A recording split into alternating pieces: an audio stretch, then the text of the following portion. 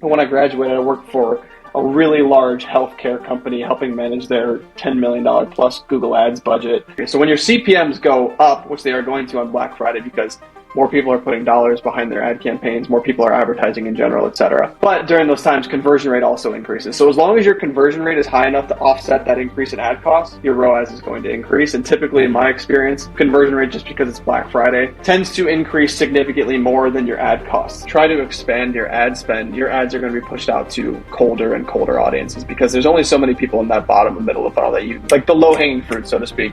That's typically what ad platforms spend the first of your dollars on. Stop focusing so much on ROAS would be my biggest recommendation. If you continue to focus on ROAS and only look at a ROAS as like your North Star for making decisions or continuing to push this thing forward, you're going to artificially limit the growth of your business. A lot of businesses, especially new ones, seem to think that they can fix a terrible offer with good marketing. If you do want to get on YouTube, I would honestly probably start now and start capitalizing on a lot of these things like this new Creator Partnerships Hub, which is going to be sick. All right, welcome back everybody to your favorite Klaviyo email marketing YouTube channel. My name is Philip. Today I've got a little bit of a different episode for you guys today. I've got my good friend Ben Solka here, founder of Solka Search, absolute paid ads wizard. So today we're just going to be kind of chatting. We're going to be going through some things, giving you guys some e-commerce sauce, not entirely like email related, but all of you guys watching this channel are e-commerce brands or you work inside of e-commerce brands. So it'll all be super valuable stuff. I don't want to steal the show. Ben, I'll let you kind of go from here. For those who don't know you, right, could you give the people watching a brief background on what you do? How'd you get into the e-commerce space and all that? Sure. Yeah. So Ben Solka, company is Solka Search, and I feel like we're already due for like a rebrand because I initially started the paid ads business in the search only space, but it's expanded to social and shopping holistically. So I'm probably going to have to deal with that at some point. Yeah. Ben Solka, Solka Search. 6'2", 185 pounds, 4.5 40-yard dash. No, I'm just kidding. But been in the paid ad space for like the last 4 years now. Feels like way, way longer than that just because of how quickly everything changes in e-commerce, in digital marketing in general. It's crazy, but got into it when I was in college into the paid ad space and didn't really know that like entrepreneurship was going to be a path for me until like the last couple of years. I really jumped into it full time. But full transparency, like similar to what Philip's doing with Social Scout, we work with e-commerce brands exclusively ones doing 50K plus. Does that mean that like the paid ads tactics and strategies that I share aren't applicable to 50K and below? No, but that's just what's like attainable or sustainable for my business personally. But I've had the pleasure of managing over $10 million in paid ad spend over the last 12 months, much more than that over the last 4 years holistically. But I kind of fell into it by accident, if I'm being honest with you. It was kind of a blessing in disguise. I started working with this really small agency / company, and I joined as a marketing associate. They didn't even really know what they wanted me to do at the company. So they just kind of like, hey, we have these small Google Ads accounts. They were spending like $10 a day, which is crazy. And now being at the point where in recent history have managed campaigns that are spending $10,000 a day, it just really puts that into perspective, which is pretty nuts. But kind of fell into it by accident, like I said, did some random internships, other experience. But over the last 4 years, like I've gotten some awesome exposure to huge Google Ads accounts, big Meta Ads accounts, Amazon Ads accounts, TikTok Ads accounts, really across the board. But when I graduated, I worked for a really large healthcare company helping manage their $10 million plus Google Ads budget, which was fun, which was a great experience. Most of the ad copy that they have written out there was written by me. This was like, not like pre-chat GPT, but like was doing a lot of manual copywriting when I was a part of them. So dude, back in the day, the old ages. Dude, those are the old ages when we actually had to write copy ourselves. Yeah. But no, we definitely still write copy with some oversight for sure.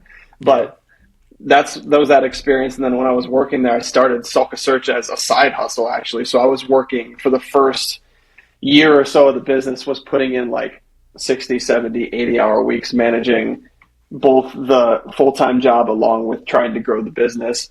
Eventually, I transitioned away from that big healthcare company, started working with a small agency as like a transitional period, so to speak, because I knew I was getting ready to jump into this thing full-time, was able to grow it up to, there was a point where we did like 25K in a 30-day period when I was working full time and had all these other things going on. So like it was crazy for a while. And then just Hmm. this past March, finally jumped out of the full time gig to work on this full time. Been some crazy volatility, ups and downs, but really just dedicated myself to this paid ad space specifically because that's my zone of genius. And I recommend anybody to focus on what their zone of genius is and then just outsource the rest, which is why Social Scout is my email marketing partner of choice Yeah, because I don't yeah. know email marketing. Yeah, I love it, man. I love it. I mean, same here. I don't know paid ads like that, which is why we're talking and kind of giving some insight to the people. But no, I love that, man. And I don't think people actually know on my channel because all my videos are all very like just straight tactical advice, like do this, do Yeah, that. Here's what we're doing. I never really talk about like myself on the channel, which I don't really think like needs to be talked about. But yeah, no, like that's awesome story, man. I think that's part of the reason why we get along so good. It's just both started the business in college, both kind of doing it full time and just making brands a lot of money. So I love it. dude, heck yeah. Heck yeah. Maybe you should talk about yourself more. I think the people care about you more than you think. We care Maybe, about you, Phil. maybe build more We do. build more of a connection, But no, I love it, 100%. man. Heart to Yeah, heart. exactly, exactly. I love it, man. Well, I have a couple questions that I want to kind of run through, and Sure. not like interview style or anything like that, but just kind of some more. Now that we got through the whole personal part, now we're gonna get into like the tactical paid ads advice. Okay, All right. so All right. for those of you watching who are sitting there with your pen and paper, so first question that I thought would be interesting to ask, right? Because in e-commerce, in email marketing specifically, there's a lot of misconceptions, a lot of like myths or just ways of doing things that people think are kind of like the ways to do them, but then in reality, we're over here sending millions of emails per month and doing it the complete opposite way. So Yep. I guess question for you, what is one of the biggest misconceptions that brands Oh, have God. about paid ads specifically? That's a great question. I would say that there is a few. So the biggest one that comes to mind for me is that a lot of businesses, especially new ones, seem to think that they could fix a terrible offer with Mm, good marketing. yep. Obviously, there's marketing tactics and strategies that have a better job of psychologically influencing people or whatever. But in 2025, especially in the e-commerce space, when people have the ability to very, very quickly look at other products, look at other brands, whether that be on Amazon or just looking up other alternatives on Google, it's easy to do offer comparison in real time. So if you're not providing something outside of the offer itself that's appealing, maybe it's like your brand resonates with a particular audience, things like that. If your offer sucks, if your price isn't in alignment with the other brands in the space of the competitors, or if it isn't in alignment, you better be giving them another good reason to want to purchase your product, whether that be like an insane amount of social proof or an affiliation with like a big influencer or celebrity or something like that to really justify that higher price. But I think that a lot of businesses get into this where they think that they can just start running paid ads without having a good offer first and wonder why it doesn't work, because a lot of the times you shouldn't be A/B testing what's in the ad platform. You shouldn't be A/B testing creative. You should be A/B testing offers first. Is really, unless you've already established your offer, that really should be the starting point. Hmm. So that would be one. Do you have any comments about that before I move on to the second one? Yeah, no, 100%. I think that it's funny how applicable these things are to just like all the different channels when it comes to e-commerce because I mean same thing for email, right? Like not to get into like email misconceptions, but like same thing about the offer, right? People are getting blasted with promotional emails on a daily basis, and it's like Yep. you can have beautiful emails, you can have high converting emails in terms of like design where you put in CTAs, all that stuff. But like Yep. if your overall offer is just something that nobody cares about, it's just there's only so much we can do. So no, I'm 100%. totally with you on that. Yeah. For sure. And I mean, that's definitely a big education piece when bringing on a new client or speaking to clients. A lot of the times they'll be like, like, why is my ROAS not this? Or like people really like to focus on ROAS, ROAS, ROAS when there's so Yeah. many other factors at play, especially in the e-com that could be contributing to the sucky performance, for lack of a better term. Yeah. Yeah. And 100%. then so the second one I was thinking of is that it's expensive. So I try to look at this in relative terms. So depending on what your ROAS is, like I said, I've managed budgets up to $10,000 a day, which is $300,000 a month.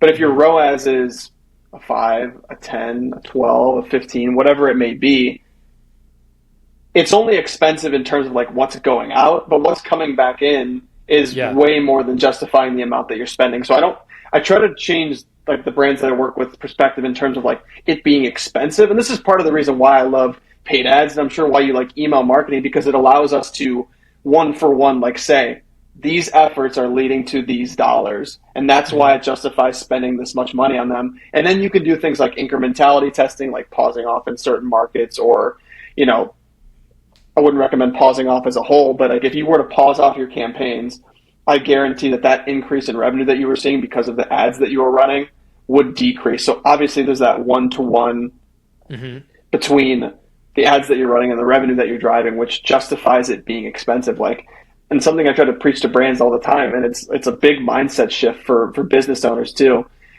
is that like if your ROAS is like, if you're hitting your targets, like let's say your goal is a 5 and you're hitting a 5, but yet you're still hesitant to double down and put more behind ads, I think there's something outside of the ads themselves. It's like a mindset shift that needs to happen in terms of getting them to spend more money when the numbers are there. Like it's very black and white. Yeah, 100%. No, I feel like limiting beliefs probably play a big part in that, you know, because that's exactly right. For email, right, it's pretty cut and dry. You know, there's not really much spend involved with email. I mean, you're paying for Klaviyo. I mean, depending on how many profiles you have, that could be a couple thousand a month if you have like upwards of 500,000 profiles, which most brands don't have that many, right? But, you know, so for you guys, for on the paid ad side of things, I feel like the mental side of it really actually plays a big role. You know oh my God, it's huge. Yeah. Dude, it's like the biggest thing. It's something I experienced, like whether it's with a smaller brand or a larger brand. One thing that I could say is that these larger brands, a lot of the times you're not working like with the founder of the company, whereas when you're like working with some of the smaller brands, it's typically who you're working with. Like right when brands get around that like 50K plus range, it's typically still the founder of the company or like some very small marketing people in that company that's running the paid advertising for them, and probably even the email marketing too. Kind of like working in the business, not on the business sort of thing. But when I work with a lot of these bigger companies and you're working with like high level marketing executives or, you know, just like people who are higher up on the marketing team, it tends to be easier for them to make like budget decisions and be willing to put spend because it's not like their money. But when you're working with like a founder of a company, it's like it's their baby, it's their money. Like every dollar that they spend on it, they feel like it's coming out of like their own personal bank account or something like that. Yeah, totally. 100%. No, that makes total sense, man. That makes total sense. I'm enjoying kind of like the similarities between email and paid ads. You know, obviously, and I think later on I do have a question on this as well, but I think the two just go hand in hand. Obviously, everything starts with the paid ads. We have a lot of brands come to us where they don't really have a paid ad system. They don't really have proper acquisition on the front end, and they're coming to us like, what can you guys do here?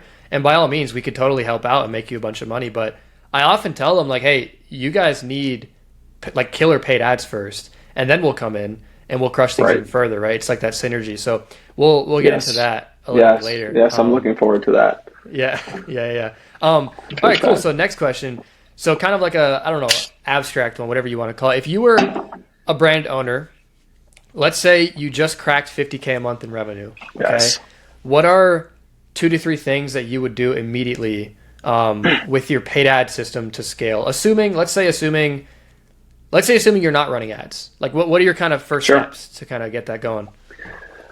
Well, if you're doing 50K in a month, I would assume that you've made a lot of sales to do 50K in a month. And if you've made a lot of sales, then you've probably gotten a decent amount of feedback from customers. So you have your internal feedback, but then you also have external feedback that you can relay as well, which to me would be who are your competitors and what are people saying about their products and what holes can you fill in whatever the gap is between what a customer is looking for and what the other brand like couldn't provide for that customer. Like I love looking at positive reviews of our brand, and I love looking at negative reviews of other brands. Research, like pre, is so much more important than post, because you can always like try to figure out after the fact once you start testing. But if you put in that time at the beginning, like the return on investment of the time that you put in at the beginning is going to yield so much more fruit. So the first thing I would do is a sentiment analysis. It would be getting an understanding, like I said, of what people love about your product or your offer, what people don't like about your offer or your product, and same thing with your competitors. And then how can you position yourself in your paid ads to address that problem and to kind of bring the customer into a different kind of narrative or a different kind of story.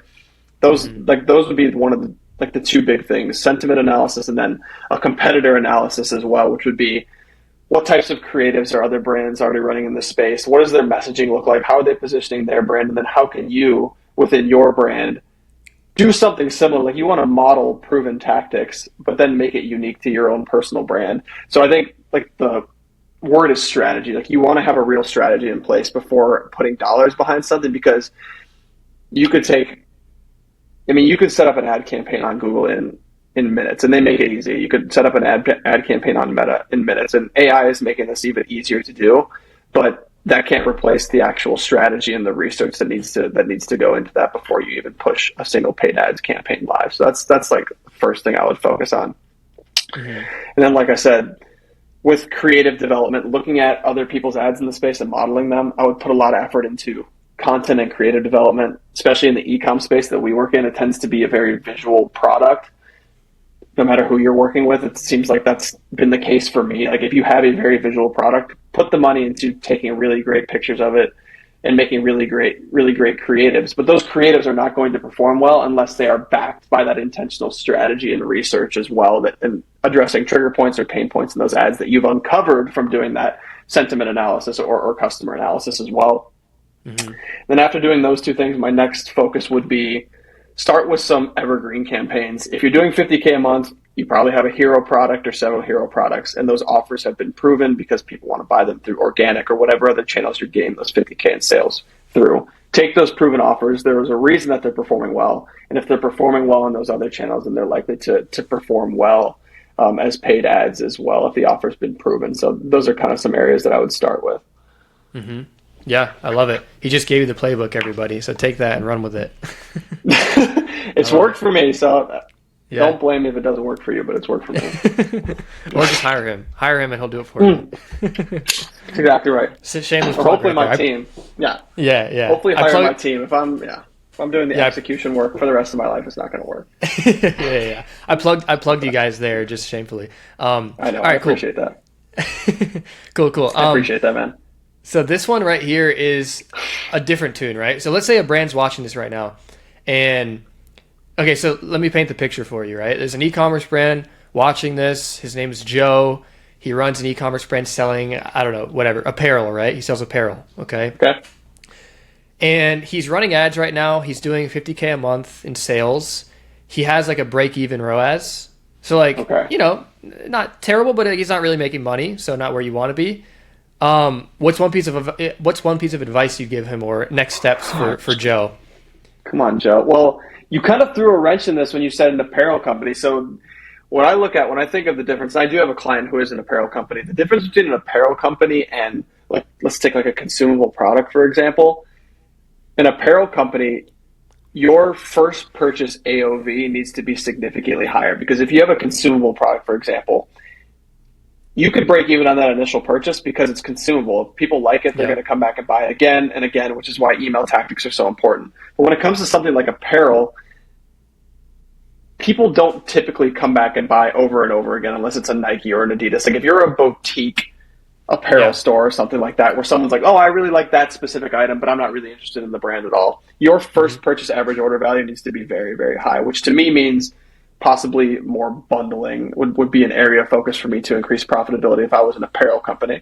Now, if I were to just look at this like from a 30,000 foot view, I think something a lot of brands do, and especially ones like right at that 50K threshold, like I said, likely it's the founder who is doing most of the execution work or making the majority of the decisions that are happening in the business. They're so baked into that company that they've built and the brand that they've built that they think people care about it more than they do, and they only focus on how awesome the brand is or how great the features of the products are, but they don't focus on the customer enough. What they need to be doing is focusing less on the features, less on their brand and making their brand the hero of the story, but focus more on the benefits and making the customer and inviting them into a story that they can relate to. Nobody cares that your soap that you're selling washes a car with maximum efficiency. I was literally just looking at some copy the other day of a car detailing company, and the copy was, our soap washes your car with maximum efficiency. Like, nobody cares. What they care about is that their friends or their coworkers or their potential hot date tonight is going to be jealous or is going to be impressed of their ride because they have this amazing car soap that cleans it for them. They don't care about the soap itself. They care about the status that the soap gives them because their car is clean and shiny and is attractive to females. Yeah, 100%, man. No, that's so funny you mentioned that because I oftentimes, well, in all of my content, I'm saying this, and also to clients as well, and also to all of our team members, we're always just preaching this. And everyone in e-commerce who's like a skilled marketer understands this. It's the fact that, yeah, like you just said, no one cares if there's nothing really in it for them, right? Yep. And I think this whole notion of features is just, I mean, I think it's been gone for a while, right? I think that's kind of been a shift for a long time. Yeah, so that's something we kind of obviously implement in all of our emails. Like we never list features. It's always just how are you going to benefit from this? How is your life going to improve? Exactly Can right. you see yourself with this lifestyle that this product will bring you, right? So yeah, 100%. Yep. Love it, man. Love it. Cool. So I guess next thing on my mind, right? Because I know you do paid off across a ton of different channels, right? Yes. So what Yes. channels are you seeing like the best results from right now? Obviously, like caveat, it does obviously vary, I guess, depending on your clients. Yeah, it does. Yeah, but I guess in generally, what would you say? It definitely varies on a business to business basis. Like some businesses will focus on Amazon, others will focus on other channels. My typical area of focus or areas of focus are Meta and Google. I think they're very, very scalable channels, especially if you have solid creative development, part of what I talked about before, like building that foundation of having solid image content, solid creative as well. Meta is typically a really, really good starting point. It's great for testing offers.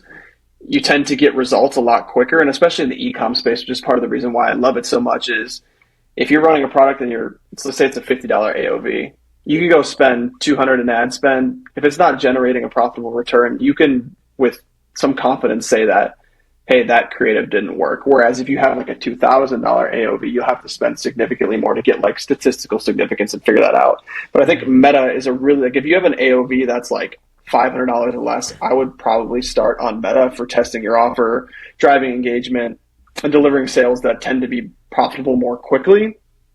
Google, on the other hand, plus YouTube, because YouTube is included under the Google Ads umbrella, is really good for scaling. So if you already have an offer that you've proven through a Meta, for example, then I would think about moving over to Google or even YouTube because it's a long-term driver of profitability.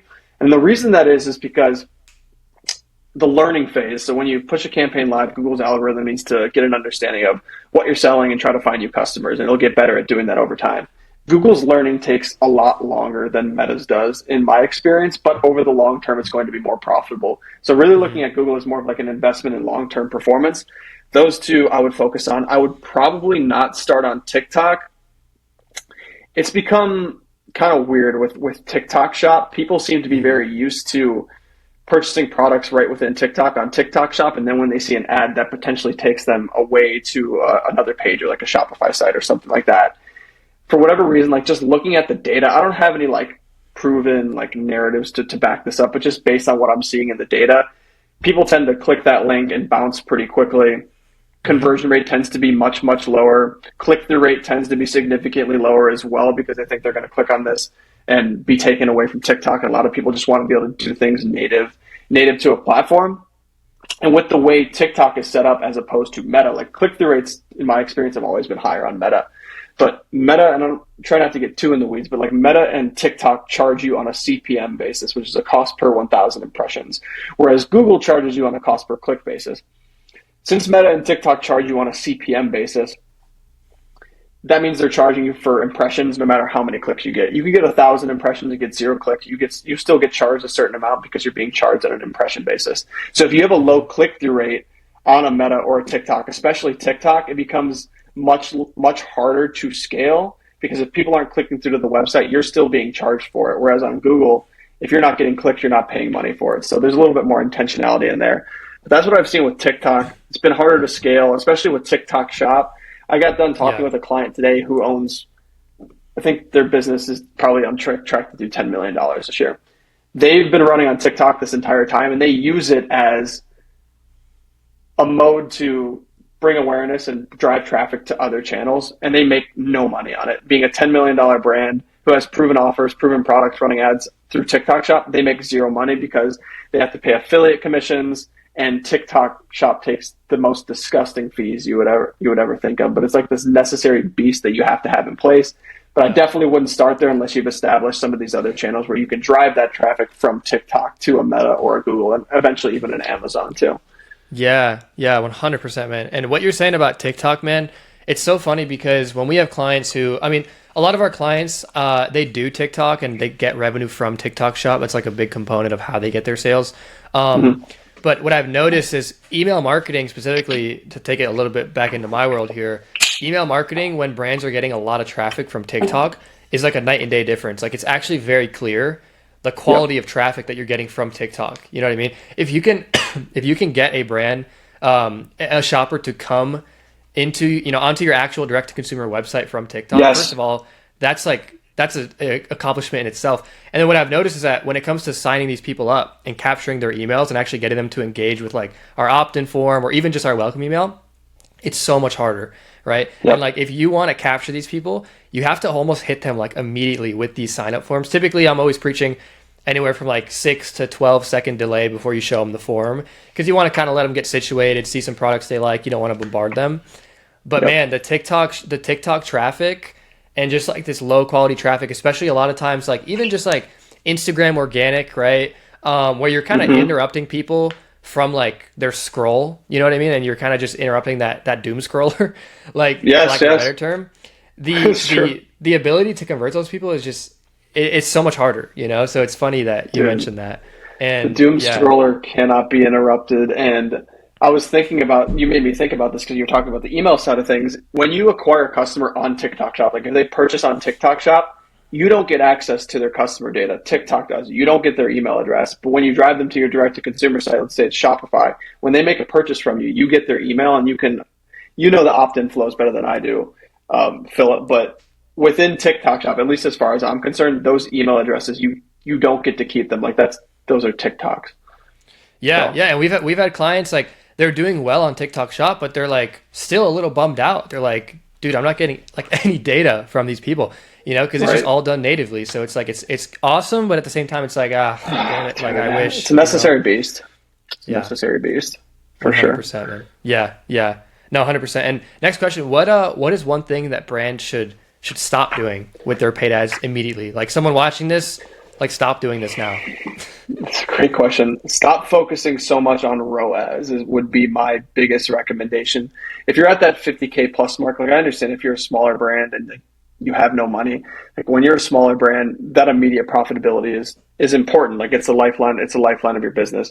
But as you start to scale beyond that, like 50K plus, if you continue to focus on ROAS and only look at a ROAS as like your North Star for making decisions or continuing to push this thing forward, you're going to artificially limit the growth of your business.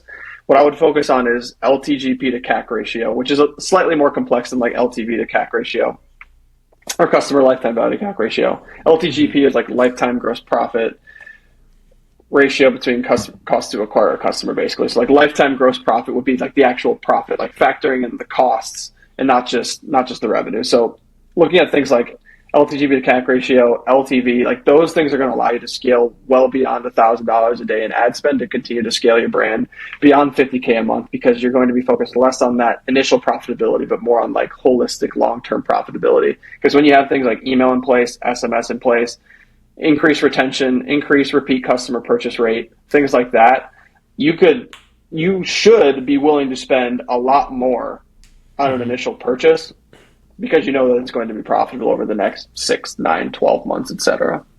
Yeah, 100%. And actually, something you just said makes me think about this. You know, we recently had a client who came to us with like a 7% repeat purchase rate, and the product he sells, I wouldn't say they're consumables, but they're a product where you'd come back to buy them. And we're about 4 months in with him now, and his repeat purchase rate's about like 31%. And he just sent us a message the other day, and he was like super hyped, super happy, which is awesome.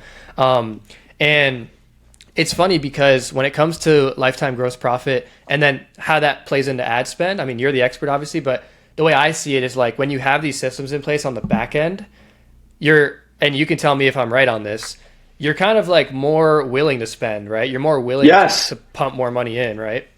Yes, dude. And I'll talk about this a little bit deeper later, but the one big thing is that when you scale ad spend, no matter how big your brand is, unless you're like Apple or something or Nike, like your total addressable market is finite. There's only a certain amount of people who actively know that they have a problem or actively know that there are solutions out there to that problem.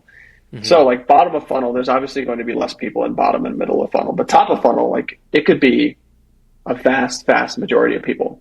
Hmm. Regardless of how big that audience is, it's still finite. So as you try to expand your ad spend, your ads are going to be pushed out to colder and colder audiences because there's only so many people in that bottom and middle of funnel that you like the low hanging fruit, so to speak. That's Hmm. typically what ad platforms spend the first of your dollars on.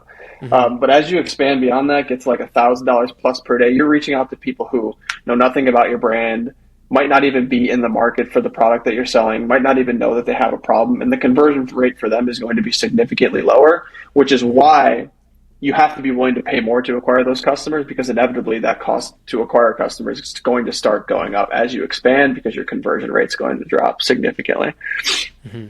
Yeah, yeah, 100%. And I mean, I don't even want to know. You mentioned like costs going up as you reach out to more top of funnel people. I Yep. mean, not a question I have, but now I'm just curious. In terms of Black Friday, I know ad costs are going to be skyrocketing. Like, what do you anticipate there? Like, what are your thoughts on all that? It's an excellent question. So there's a lot of things I look at. So let's take like Meta, for example. When I look at ROAS, there's several things that factor into what's going to determine that ROAS. Average order value, which is one of the most important, if not the most important. Advertising costs, so like your CPM, and conversion rate. Those three. So when your CPMs go up, which they are going to on Black Friday because more people are putting dollars behind their ad campaigns, more people are advertising in general, et cetera. But during those times, conversion rate also increases. So as long as your conversion rate is high enough to offset that increase in ad costs, your ROAS is going to increase. And typically, in Hmm. my experience, conversion rate, just because it's Black Friday, tends to be tends to increase significantly more than your ad costs increase. So when Hmm. conversion rate increases more than ad cost, and your AOV tends to go up too. So you have like conversion rate and AOV helping you to the good. Yeah, Advertising costs are hurting you to the bad, but those two things that are helping you to the good are going to make your ROAS go up. So that's typically yeah. my experience. I've never had an experience where like advertising costs went up so drastically that it offset an increase in conversion rate or AOV during those times. Yeah, yeah, 100%. So basically you're saying ad costs are going up, but everything else is going up even more significantly to where it's just Exactly. it's a leeway, it's a balance, right? Yeah. Exactly. And that's why you need to know like all the things that play into what determines ROAS because like those are the levers that we can pull. Like we can try to Hmm. increase conversion rate by having better creatives or better assets or just a better offer in general. We can try to increase average order value with things that you're doing on your website with bundling or post purchase upsells, all these sorts of things. Yeah, 100%. We could probably make a whole video on just Black Friday in general, which honestly we Oh yeah, should we do. should. We should. We Yeah. definitely should. How to I was scale gonna paid say. ads plus email marketing Yeah, during yeah, Black because Friday. I mean, I know for a fact for you guys, Black Friday looks entirely different, and for email Yeah. marketing, I mean, we're almost revamping a lot of our like we're building whole new flows in terms of like welcome flows, abandoned cart flows. Like things need to be more aggressive. They need to fire quicker because people are just in a frenzy. Nice. You know, the Oh sign yeah. up form needs to be so like yeah, we could do a whole field day on that. I would love to. Yeah, yeah, cool. And then yeah, one of the last questions I had, I think I have like what two, three more that I wrote down here. So obviously e-commerce is a pretty like fluid industry, I would say. Like that's the word I would choose to describe it. It's always changing. Different things are constantly popping up. Like where do you kind of see the biggest opportunities just in e-commerce in general on the paid side in the next like 1 to 2 years? Dude, that's a great question. I think YouTube is going to be a humongous opportunity, and Mm-hmm. Amazon. Really, those are the two biggest areas of focus for me. So literally, and I'm so glad you asked this because literally just today, and I've been anticipating this for so long, and the fact that it happened today is just like such a blessing for this conversation. But Google Ads rolled out something called the Creator Partnerships Hub. So what this allows brands to do is within Google Ads, you can link with YouTube creators now, similar to what you could do with partnership ads if people are familiar on Meta or Facebook and Instagram. Mm-hmm. YouTube, and there's statistics out there. I don't know the statistic off the top of my head, but YouTube is a more trusted platform in terms of the creators that are on it. Like people trust YouTube creators more than they trust TikTok creators, more than they trust Instagram creators. Mm-hmm. if you are partnering with a brand and running a partnership ad, which you can do now, which is essentially boosting an existing short or YouTube video with your branded content, it's like insert creator name plus brand name. We're putting the dollars behind that. We're advertising that. If someone already has some level of like equity built with their audience, and on YouTube being the most trusted creator platform, like I said, people are going to be more likely to listen to those people on YouTube because they're more trusted. So your conversion rate's typically going to be higher. So I think that's a huge opportunity moving forward is start running demand gen campaigns, going to YouTube Shorts specifically, but be patient with those campaigns, like I said, because YouTube and Google are more of a long-term scaling platform. So if you do want to get on YouTube, I would honestly probably start now and start capitalizing on a lot of these things like this new creator partnerships hub, which is going to be sick. And I think YouTube Shorts is like such an untapped opportunity too. I can't remember the statistics off the top of my head, but at Google's Marketing Live back in May, there's a certain percentage of people who use YouTube Shorts that aren't on TikTok or Instagram. So there's like a huge untapped audience on YouTube Shorts as well. So like that's a really, really big area of focus is YouTube. And then any comments about that before we move on to the Yeah, second I was one? going to say that's really interesting. First of all, the whole partnerships program. And I actually didn't know. That's interesting. I love learning new things. Like there's people on Shorts. Maybe just because we're both younger. Like I'm personally not on YouTube Shorts. Like I'm not scrolling YouTube Shorts. But it's funny you mentioned that there's people who don't use TikTok or Instagram and are just scrolling Shorts. So that's interesting. And I also think it's pretty interesting. What you said about the trust factor when it comes to YouTube, I totally agree. I think that longer form content just innately is gonna build more trust. I mean, people right now, they're watching however long we've been going, 30, 40 minutes of us talking. They don't know us, but they are a lot more comfortable with us as opposed to some random guy who's trying to sell them some shady email or paid ad service. You know what I mean? So no, I think all of that kind of plays in together. But yeah, I'll let you keep going. That makes sense. 100%. I'm glad you're aligned with that. And like I said, that literally just rolled out today. So like if anybody wants to learn more about that, you could just look up like Creator Partnerships Hub or like partnership ads on YouTube to learn more about that as well.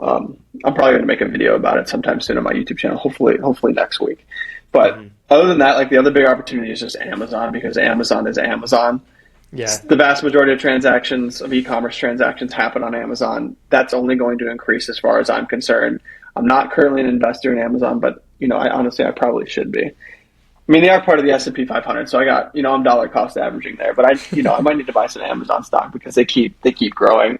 They just rolled out like some like grocery program as well, which doesn't really impact us that much, but like just as an anecdotal example, one of the brands that I've been working with, they started doing stuff on TikTok, started doing stuff on Meta, and their Amazon search traffic went from like 0 searches a month to like over 3,000 searches a month. And their product isn't even on Amazon. So if that doesn't speak to the way people are interacting between platforms and using Amazon as like the lower funnel place to purchase a product, because a crap ton of people have Prime, it's more convenient, it's more reliable, etc. Like it should be a necessary next step at some point once you've kind of figured out some of these other channels, like get your product on Amazon as soon as possible, because that is where people go to buy. They don't go to interact, they don't go to engage, they go to buy. Yeah. Interesting, man. Interesting. I did not know that. Wow. Yeah, I know, it makes sense. wild. It makes total sense. It makes total sense. I need to get somebody who does like Amazon growth for e-commerce as well. That would probably be really valuable for people to I don't know. I have no idea who does that. I've never met anybody who does that. Yeah, I know, right? So yeah, maybe. There you go. Okay, next question. Is it important to be on multiple channels when advertising, right? Because obviously there's people that are, let's say, just doing Meta, right? And it's going great for them, or maybe it's not going so great for them. Like, what are your thoughts around like layering on other things? When do you do it? When is the best channel to do it? Because I know you do a lot of different channels. Like, what is your philosophy there? Sure. Like I said, I typically start with Meta or Google. Meta is typically like the starting platform, unless a brand, for whatever reason that I'm working with, already started on an Amazon or on a TikTok or whatever. We'll kind of layer things on top of that of what they're already doing. Yeah. But I think having an omnipresent channel strategy is going to be like the ultimate goal at some point, because it's profound. And even that Amazon example that I just shared, like it's profound the way people interact between channels. people see a product on YouTube and go to research it on TikTok, or using TikTok as like a research platform now, or going to YouTube or going to Google to do research on it. Like all these platforms relate and like interact in different ways. So I think having your products and having your advertisements on every platform is going to be imperative so that you can pick up sales across the entire ecosystem, so to speak. But especially for a brand doing 50K plus, even if you're doing 50K, it's not always attainable. Like let's say you're doing 50K a month and you want to allocate 20% of your dollars to paid ads. That's 10K a month. If you're spending 10K a month, that's how many dollars a day is that in ad spend? I need someone to do the math for me, but however many dollars a day that is. Yeah, I know I'm not good either. But however many dollars a day in ad spend that is, I'm doing it. I can't not. Yeah, do it. This math problem. Do it. We'll cut it and we'll cut it and we'll go back. Okay. So if you're a brand and you have $50,000 in revenue per month, let's say you're spending 20% of that on paid ads, which would be 10K. If you're at a 10K monthly budget, divided by 30 days in a month, that's $333 a day in ad spend. If your average order value, and I'm trying not to get too in the weeds here, but let's say your average order value is 50. Typically, I wouldn't recommend your daily ad spend to be any less than 2 to 3 times AOV in total on a single platform.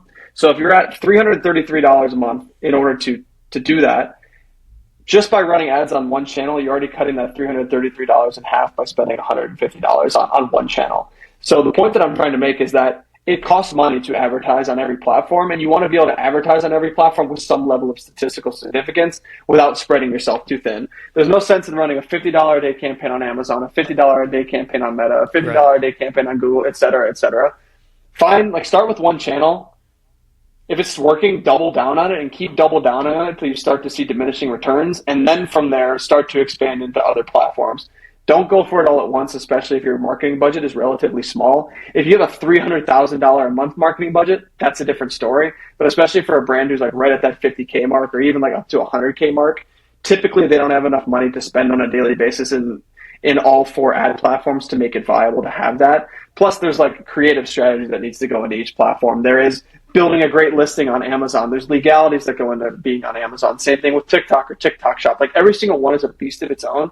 So the goal should be to like get one plate spinning, let that plate to continue to spin and spin it as fast as you possibly can. But then once that plate is like continuing to spin on its own, move on to the next one. And then do that again while you're still like trying to move the first plate. But don't try to spin all 4 plates at once. It's like trying to catch 4 tennis balls at once. You're just not going to be able to do it. So the point is like start on one, maximize it, and then expand from there unless you have an astronomical budget, which I'm imagining most brands don't. Yeah. Makes sense. And last thing that I'm kind of just thinking about when it comes to Amazon specifically, because when it comes to Amazon, I'm pretty foreign to that. What exactly are you helping brands with on Amazon? Is it just the PPC component of it? Are you helping the brands get listed onto Amazon and handling that as well? Like, what does that kind of look like for you? PPC only. We only do the paid ad side of things. I do have a partner that I've worked with before that does the listing side of things, not my zone of genius, the legality stuff, like trying to get an Amazon certified lawyer or whatever to get your brand registry set up. Like that stuff is completely out of my wheelhouse, but I do have experts in the space that I can reference for that. Just how I have email experts to reference in the space as well, or other experts across the entire spectrum. But yeah, just the PPC side of things. Yeah, got it. Amazing. Good Heck to know. Yeah, man. Yeah. Cool. Well, that's kind of everything I wanted to go over. Unless there's anything like you wanted to ask. I mean, I don't know. That's a great question. What's next for Social Scout? Any big goals going to the end of 2025, leading into 2026? Where do you want to see your business in terms of customers, revenue? Like, what do you want to expand into over the next 6 to 12 months? Yeah. Good question. So So right now we're only doing email and SMS all through Klaviyo. I mean, we pretty much try to double down on just Klaviyo. We'll use other ESPs, but Klaviyo is just the goated platform. So we just want to expand our customer base, man. Our clients, they stay for a really long time. Our LTV is really high, like our own LTV. And so that's awesome. Like we have clients who have been with us for over 2 years, which is sick. That's awesome. So we're just trying to kind of just stack that customer base, make sure everyone's getting a good experience because we're growing really fast, which is awesome. But I know a lot of times, and I've seen it before, like it can come at the expense of the quality of your service and your clients might not be getting the best experience. You're growing really fast, but it's like, okay, What about Hmm. your existing customer? You know what I mean? So we're just balancing that. You know, we're getting really good hires in. That's been big for us. Nice. Really good hires who care, who have a track record, and then also training them up. But Sick. yeah, we're just gonna keep it going, man. We're just gonna keep it going. What about you? Amazing. So, I mean, my areas of focus are the same. I want to continue to grow the client base, obviously, but to grow the client base in a sustainable way means having people on the team. And I'm not the kind of person, I don't want to build an agency where I'm hiring amateurs or hiring, like, at some Yeah, point, it'll get to the point where maybe I'm hiring like interns or junior members to help support the accounts and then grow them into something bigger. We're not there yeah, yet. The main area of focus for me is going to be on hiring some A players so that I can charge the clients what I charge and give them the expert level of support. And I want to build a business where I am the stupidest person in the entire company. Like that is my ultimate goal, is being willing to pay more for an A player because they're going to drive so much more growth for the business, so much more growth for the clients. And like one of our hmm biggest core values is being client centric. Like the reason Sulka Search exists is because of the clients. And the only reason we're ever going to scale with clients is if they want to continue to increase ad spend, and they're only going to increase ad spend if results are good. So we grow when the clients grow. Incentives yep, are aligned that way. And the only way to align those incentives and make them want to grow is by performance crushing it. And the only way for performance to crush it is hiring A players. yep, 1,000%, man. We have hires on the team, like account executives who they genuinely know more than me. Like I learn things from them, which is Yep. really cool to see. So that's how it has to be, you know? I'm sure you're the same Dude, way. But yeah. I would love to talk about that further with you too, because I'm in like hire mode, like trying to bring on people. I'd love to talk to you about like how things have gone for you and like what processes you put in place to bring on good hires and train them up and stuff like that. But that's a separate conversation, not for this video. Yeah, no, we could totally do that. Yeah, yeah, yeah. We gave the people a little sneak peek into our operations there. They'll love I it. But know. Happy to be fully yeah. transparent about my operation. My business address is Yeah. no, I can't say that because that's actually my house my home address. We don't want to Yeah, put yeah, that yeah. out there. Don't dox yourself. Yeah. No, we won't do that. We won't do that. Not yet, at least. I haven't gotten that Not yet. ballsy. Not yet. Yeah. All Awesome, right, man. dude. Awesome. Well, yeah, Ben, it was sick chatting. And yeah, I'll post a video probably like tomorrow. So everybody watching, I mean, you're already watching the video, but I'll send it to you. You can check it out. And yeah, Thanks, we'll go brother. from there. We'll talk off camera, obviously, as soon as I click stop recording. So Okay, yeah, cool. cool.